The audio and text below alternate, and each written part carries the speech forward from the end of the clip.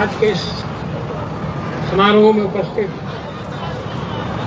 और इस चुनाव के सबसे ज्यादा चर्चित उम्मीदवार मेरे बड़े भाई महेंद्र प्रताप जी, चुनाव का चौथा चरण समाप्त हो चुका है। अभी 3 चरण बाकी है। हमने कल ये डिसाइड किया, कल हमने चौधरी महेंद्र प्रताप के निवास पर जाकर अपने समर्थन की घोषणा की और मैं किसी प्रचार की सभा में उपस्थित है। अभी चुनाव का बहुत समय बाकी है। मैंने अपने जीवन में बहुत चुनाव देखे, एक चुनाव लड़ा है, कई चुनाव लड़वाए हैं। ये अलग बात है कि मैं विधानसभा में कभी नहीं जा पाया, संसद की मैंने चौखट नहीं देखी, लेकिन मैंने इन गलियों में, इन सड़कों पर अपनी एड़ियां रगड़ी हैं। अगर मुझे अनुमति दें तो मैं बताना चाहता हूं, आज जो ये भारतीय जनता पार्टी का भवन खड़ा है ना, फरीदाबाद का बच्चा बच्चा जानता है। फरीदाबाद में या मुझे कहना चाहिए हरियाणा में भारतीय जनता पार्टी का जो भव्य इमारत खड़ी है, उसकी बुनियाद में सैकड़ों रंगीन चंगीला दफन है। भारतीय जनता पार्टी के लिए मैंने क्या किया, मैं ये नहीं कहना चाहता। मेरा सारा जीवन संघर्षों में बीता है, संघर्षों से मेरा वास्ता रहा है। आज वो समय आया, मैं समझता हूं समय परिवर्तनशील होता है। सन 82 से हम साथ रहे, 82 में मैं चौधरी महेंद्र प्रताप सिंह के साथ था। समय के उतार चढ़ाव आए और आज एक बार फिर हम चौधरी महेंद्र प्रताप के साथ खड़े हैं। कहना चाहता हूं, ये समझ रहे सब, ये समझ रहे हमारे विरोधी, महेंद्र प्रताप के साथ कंधे से कंधा मिलाकर हर संघर्ष में हम खड़े रहेंगे। मैं समय नहीं है, अभी चुनाव प्रचार में बहुत समय बाकी है, 10 दिन शेष हैं। एक एक बात इस पूरे इलाके के सामने लगातार रखूंगा और हम पूछेंगे उन सभी लोगों से कि इस पूरे फरीदाबाद की समस्त मतदाताओं का कसूर क्या है।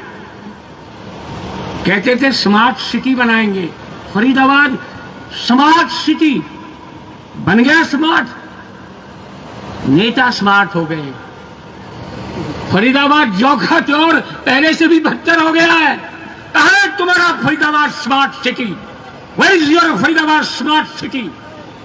कोई बताने को तैयार नहीं है, कोई सामने आने को तैयार नहीं है। जब लोग पूछते हैं सांसद महोदय से, मंत्री महोदय से कि आप अपने बारे में कुछ बताएं, तो कहते नहीं, आपने तो मुझे मोदी जी के नाम पे वोट दिया था और मैं फिर से मोदी जी के नाम पे मांग रहा हूं। पिछली बार भी मांगा था, अब तीसरी बार मांग रहा हूं। लोग कहते हैं चलो 2 बार तो हमने दे दिया, पर अब ये बताओ तीसरी बार क्यों दें, किस लिए दें? लेकिन बताने को तैयार नहीं है। और महोदय कहते हैं जीतूंगा तो मैं ही, जीतूंगा तो मैं ही। जीतोगे जैसे पहले जीते थे? मैं कहना चाहता हूं, मैं अपने बड़े भाई को, पिछली बार ये 6.5 लाख के रिकॉर्ड मतों से जीती गई सीट है, इस बार ये रिकॉर्ड मतों से हारी गई सीट साबित होगी। यहां से लेकर इस बॉर्डर से लेकर उस बॉर्डर तक मैं जनभावनाओं का अजीबो गरीब उभार देख रहा हूं। मैंने बड़े बड़े चुनाव देखे, मैंने इमरजेंसी का वो जमाना देखा, 1977 का जमाना देखा, तब से लेकर लगातार, लेकिन ऐसा चुनाव कभी नहीं देखा जैसा इस बार देख रहा हूं। एक ऐसा व्यक्ति जो रिकॉर्ड मतों से जीत कर गया, उसको वोटों के लाले पड़ जाएंगे, ये किसी ने नहीं सोचा था। लेकिन लगता है कि कुछ अब थोड़ा सा उतार आ रहा है। भाषा कुछ उन्होंने, मंत्री जी ने अब थोड़ी सरल कर ली है। कहीं कहीं कहा कि भाई कुछ गलती हो गई हो तो मैं माफी चाहता हूं। अब थोड़ा सा उस तेवर से नीचे आ गए हैं महोदय। हम ये कहना चाहते हैं महाशय, आपने तो बहुत वादे किए थे फरीदाबाद के बारे में। एक छोटा सा मुझे याद आता है, ये कहते थे कि बॉर्डर से जब चलते हैं, फरीदाबाद में प्रवेश करते हैं, तो टैक्स देना पड़ता है, टोल टैक्स। और यहां से जब आगे निकलते हैं मथुरा के लिए तो फिर टैक्स देना पड़ता है, टोल टैक्स। ये जजिया कर है। इतिहास के विद्यार्थी जानते हैं कि जजिया इस मुल्क में किसने लगाया था।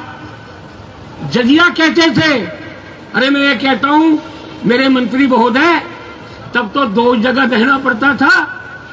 अब तो अगर मथुरा जाओगे, क्या होडल जाओगे तो टोल टैक्स, गुड़गांव जाओगे तो टोल टैक्स, सोहना जाओगे तो टोल टैक्स, बदरपुर जाओगे तो टोल टैक्स। इस पर कुछ बोलेंगे क्या, कुछ बताएंगे फरीदाबाद के वोटर्स को?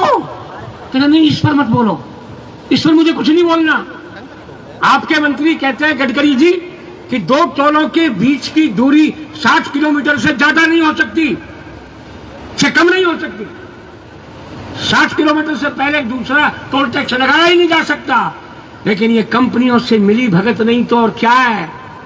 बॉर्डर पे, बदरपुर बॉर्डर पर टोल दीजिए, फिर गतपुरी बॉर्डर पे, गतपुरी तो कोई बॉर्डर ही नहीं है। इस विषय पर महाशय कुछ नहीं बोल रहे हैं। एक एक करके पूरे चुनाव प्रचार के दौरान हम रोजाना पूछेंगे, बताओ किस आधार पर तुम्हें वोट दिया जाए, किस आधार पर वोट मांगने की तुमने हिम्मत की है, अरे कुछ तो बताओ।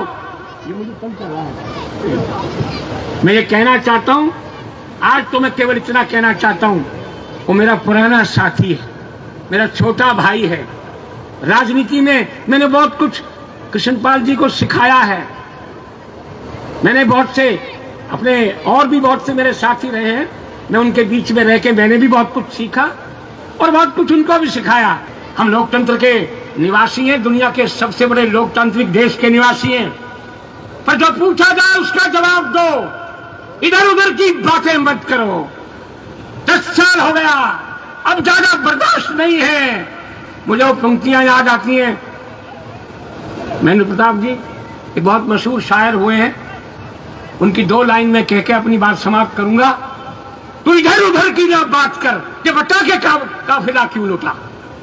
तू इधर उधर की ना बात कर, ये बता के काफिला क्यों लुटा। हमें रहजनी का गिला नहीं, तेरी रहबरी पे मलाल है। तो मैं इस जनता के सामने पूरा कच्चा चिट्ठा रखेंगे और एक एक वर्ग को खोल के रखेंगे। और अब तो केवल ये कहते हुए आप साहस के साथ आगे बढ़ो महेंद्र प्रताप, तुम केवल नाम के महेंद्र प्रताप नहीं हो। मुझे याद है 1987 में जब वो पूरा हरियाणा में एक विशाल आंधी चल रही थी, उस समय भी महेंद्र प्रताप 90 में से केवल और केवल 5 विधायक चुने गए थे, उनमें भी एक महेंद्र प्रताप था।